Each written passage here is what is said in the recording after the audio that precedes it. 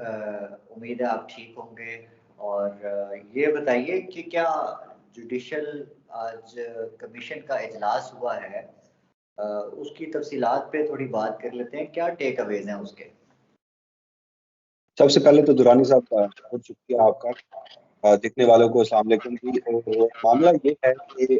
یہ judicial commission of Pakistan جو کہ ایک آئینی فورم ہے، آئین کا آرٹیکل 175A اس فورم کو جواز بخشتا ہے، اور اس فورم کا جو کام ہے وہ اعلیٰ عدلیہ میں ججز کی تعیناتی ہوتا ہے، چاہے وہ ہائی کورٹس کے جج صاحبان ہوں یا سپریم کورٹ آف پاکستان کے جج ہوں۔ اور اس کے بعد پھر جو سپریم کورٹ آف پاکستان میں چیف جسٹس پاکستان آنا ہے، تو اس میں تو آئین کے آرٹیکل 175A کی جو سب سیکشن 3 ہے اور پھر آرٹیکل 179 ہے، اس میں واضح طریقہ کار جو اب تک کا موجود ہے کہ سینئر جج چیف جسٹس بن جائے گا۔ مگر جوڈیشل کمیشن آف پاکستان کی ذمہ داریوں میں یہ بھی اب آتا ہے کہ جو ہائی کورٹ کے چیف جسٹس صاحبان ہیں وہ کیسے تعینات ہوتے ہیں۔ تو یہ تمام تر جو معاملہ تھا، اس کو ہم نے دیکھا کہ اس سے قبل یہ اختیار جوڈیشل کمیشن آف پاکستان کے پاس نہیں تھا۔ جب 18ویں آئینی ترمیم ہوتی ہے تو اس میں جوڈیشل کمیشن آف پاکستان بنایا جاتا ہے، اور اس کے بعد پھر 19ویں آئینی ترمیم ہوتی ہے، اس میں بھی جوڈیشل کمیشن آف پاکستان سے متعلق چیزیں تھیں۔ اور اب ان کے جو رولز ہیں وہ آخری مرتبہ 2010 میں بنائے گئے تھے۔ اب یہ سارا معاملہ ان رولز کو امینڈ کرنے کے حوالے سے تھا، اور ان رولز کو امینڈ کرنے کے حوالے سے یہ چیف جسٹس قاضی فائز عیسیٰ، یہ اس سے قبل ان کا چاہے جسٹس پٹیال ہوں، جسٹس کوسا تھے، جسٹس عاطف نثار تھے، یا جسٹس گلزار احمد صاحب تھے، ان سب کے ساتھ چیف جسٹس قاضی فائز عیسیٰ کا اختلاف اسی بات پہ تھا کہ وہ کہتے تھے کہ جوڈیشل کمیشن آف پاکستان جو ہے ان کے رولز میں شفافیت آنی چاہیے۔ گزشتہ برس 17 ستمبر کو جب وہ چیف جسٹس پاکستان بنتے ہیں تو ان کے بعد وہ کیا کرتے ہیں، وہ ایک سب کمیٹی تشکیل دیتے ہیں، جو سب کمیٹی جسٹس منصور علی شاہ اور جسٹس ریٹائرڈ منظور ملک صاحب جو جوڈیشل کمیشن آف پاکستان کے رکن ہیں،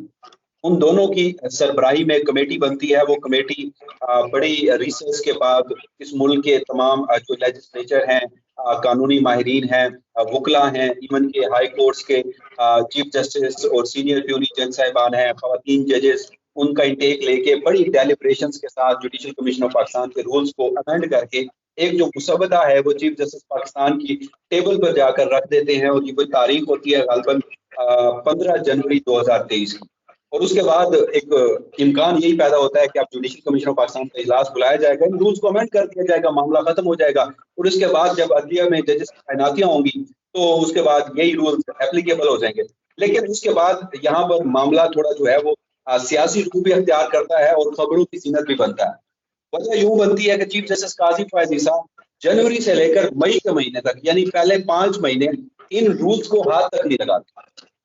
اور وہ کیا کرتے ہیں، اس دوران سپریم کورٹ آف پاکستان میں بلوچستان ہائی کورٹ کے جو چیف جسٹس ہوتے ہیں نعیم اختر افغان صاحب، انہیں ان رولز کے تحت جن پہ وہ ماضی کے چیف جسٹس صاحبان کو تنقید کا نشانہ بناتے تھے، اسی طریقہ کار کو اڈاپٹ کرتے ہوئے جسٹس نعیم اختر افغان کو سپریم کورٹ لایا جاتا ہے۔ اور اس کے بعد غالباً یہ تاریخ بنتی ہے 3 مئی 2024 کی، تب ایک جوڈیشل کمیشن آف پاکستان کا اجلاس بلایا جاتا ہے۔ جب وہ اجلاس بلایا جاتا ہے تو اس کا مقصد یہی ہوتا ہے کہ ان رولز کو منظوری دے گی، یعنی سب کمیٹی کے رولز کو جوڈیشل کمیشن آف پاکستان جو ہے وہ منظوری دے دے گا۔ تو اس دن اعظم نذیر تارڑ صاحب جو ہیں وہ آگے کمیشن کو فرماتے ہیں کہ وفاقی حکومت جو ہے وہ ایک آئینی ترمیم کا ارادہ رکھتی ہے، لہٰذا اگر آپ نے امینڈ کیا تو وہ آئینی ترمیم جو ہے اس سارے معاملے کو ایک قسم کا انڈو کر دے گی۔ تو یہ پہلا موقع تھا، ہم صحافیوں کے بھی کان کھڑے ہوتے ہیں، یہ کیا، یہ ایک نئی ایکسٹینشن، نئی توسیع، تب سے چیف جسٹس قاضی فائز عیسیٰ کی ایکسٹینشن کا جو شور ہے وہ جاری و ساری ہے۔ خیر کمیٹی یہ معاملہ، کمیشن یہ معاملہ ڈیفر کر دیتی ہے، اور اس کے بعد یہ سارا ٹائم سپین چلتا ہے، گرمیوں کی تعطیلات بھی ہوتی ہیں۔ اب آ کر اگست کے آخری ہفتے میں چیف جسٹس پاکستان جو کہ chairman judicial commission of Pakistan ہوتے ہیں، وہ ایک اجلاس آج کی تاریخ میں بلاتے ہیں، اور آج اجلاس شروع ہوتا ہے، اور جیسے ہی اجلاس شروع ہوتا ہے ایک مرتبہ پھر تھوڑا پولیٹیسائز بھی ہوتا ہے، میڈیا کی زینت بھی بنتا ہے۔ وجہ یوں بنتی ہے کہ اجلاس کے جو رکن ہیں اور سپریم کورٹ آف پاکستان کے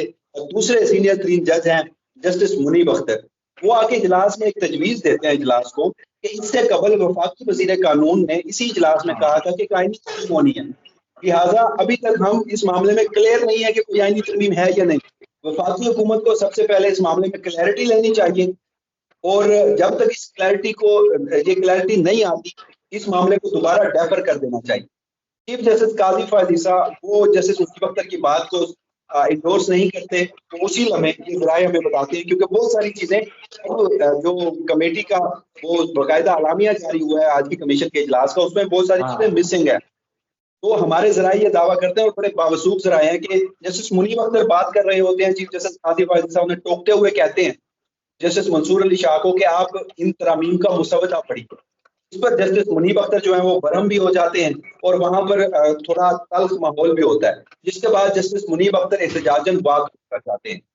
جب وہ واک آؤٹ کرتے ہیں تو وہاں پر آج انٹرسٹنگلی وزیر قانون آج کے اجلاس میں پیش نہیں ہوتے, آج کے اجلاس میں شرکت نہیں کرتے.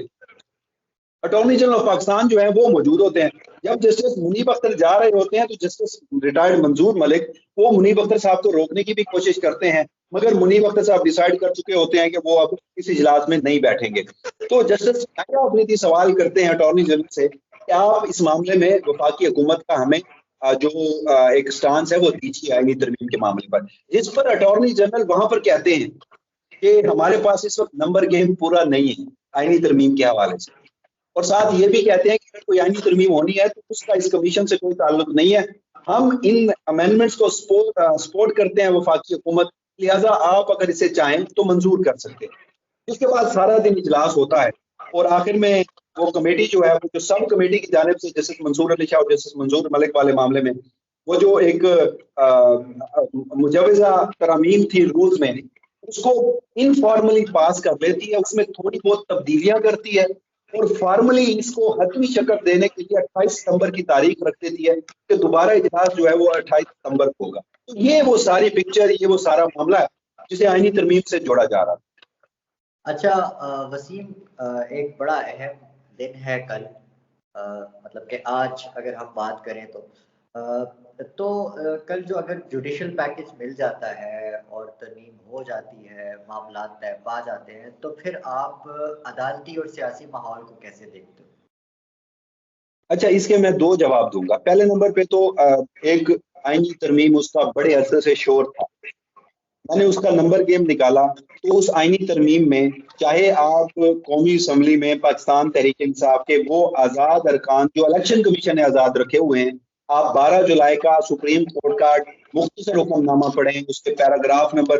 7 کے پہلے 3 سے 4 فکروں پر آپ غور کریں تو سپریم کورٹ نے یہ کہیں نہیں کہا کہ الیکشن کمیشن تحقیق کر کے ان کو پاکستان تحریک انصاف کا ڈکلیئر کرے گا. تو الیکشن کمیشن آف پاکستان نے خود ساختہ تشریح کر کے سپریم کورٹ آف پاکستان کے فیصلے کو ان 41 لوگوں کو آزاد قرار دے دیا, اور اب دعوے کیے جا رہے ہیں کہ یہ 41 لوگوں میں سے کچھ لوگ توڑ کر وفاقی حکومت جو ہے ڈیفیکشن کلاز پہ نہیں لگے گی, آئینی ترمیم پاس کروانے جا رہی ہے. چلے ایک لمحے کے لیے وفاقی حکومت یا الیکشن کمیشن کا فیصلہ درست بھی ہو, آپ قومی اسمبلی میں نمبر گیم پورا کر لیں, آپ کو سینٹ میں نمبر گیم حاصل کرنے کے لیے مولانا فضل الرحمان اور ANP کو ہر صورت منانا ہوگا, ادروائز آپ کی آئینی ترمیم کسی صورت ممکن بھی نہیں ہے. مولانا نے کل ایک اشارہ دیا, انہوں نے کہا کہ وہ کسی کی توسیع میں ووٹ نہیں دیں گے, ہاں اگر آپ کوئی اصلاحات کے نام پہ کچھ لے کے آنا چاہتے ہیں تو پھر ہم غور کریں گے. اب ایک اور یہاں پر پریپوزیشن ڈرا ہو رہی ہے کہ شاید توسیع نہ ہو,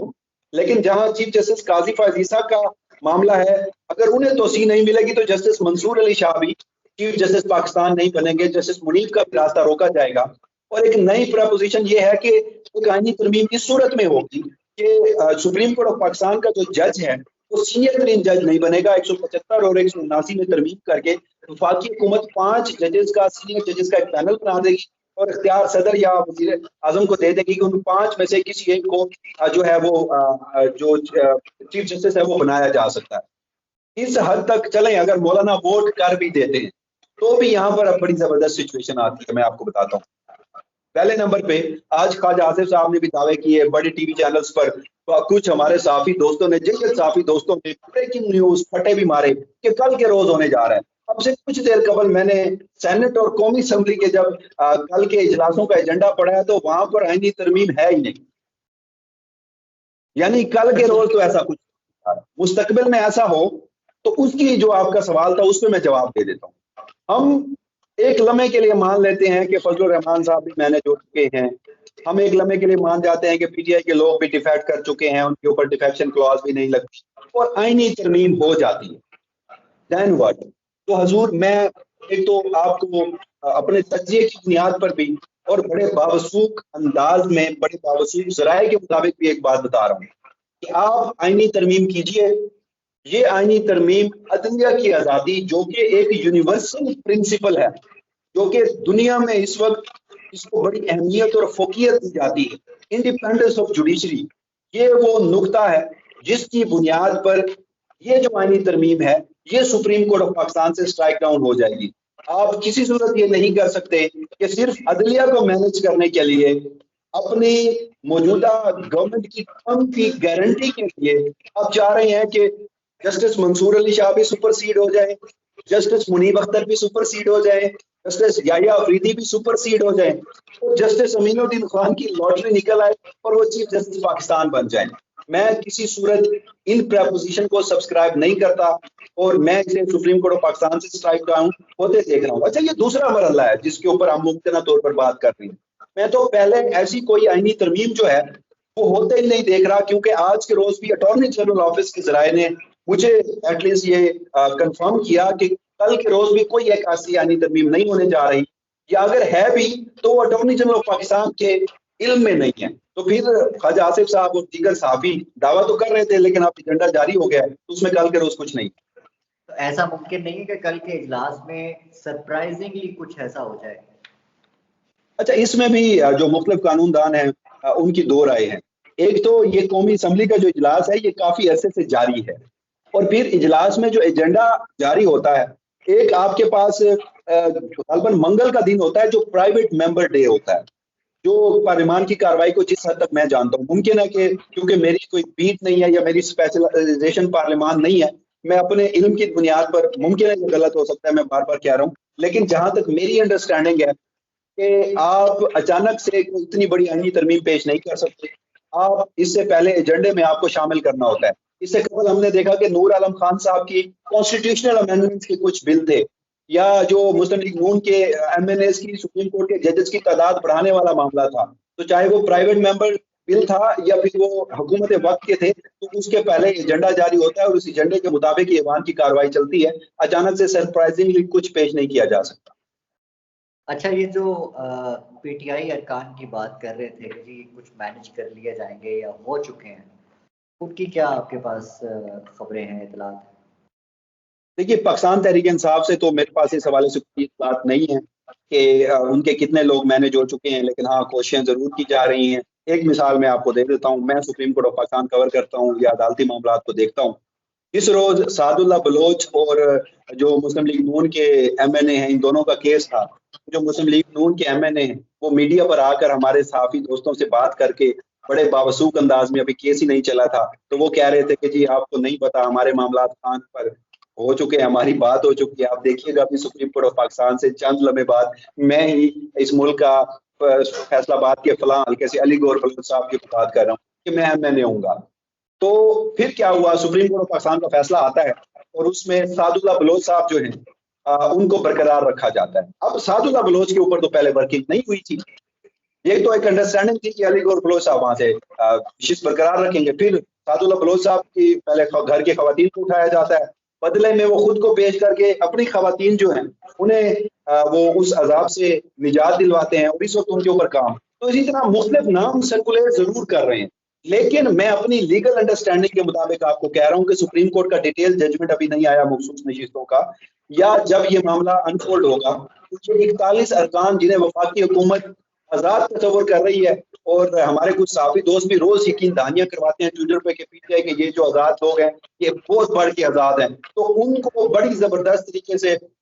تشفی ہو جائے گی, اور پھر وہی روایت دین ہوگا جیسے وہ سپریم کورٹ آف پاکستان کے معزز جج صاحبان کو گالیاں دے رہے ہوتے ہیں, وہ ڈبل دے رہے ہوں گے جب پتہ چلے گا کہ یہ 41 بھی آزاد نہیں تھے. Thank you.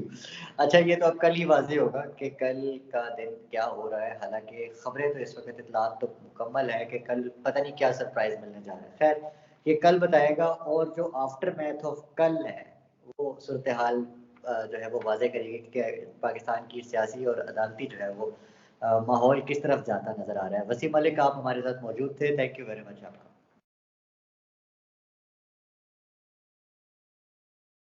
ٹرن ہے یار.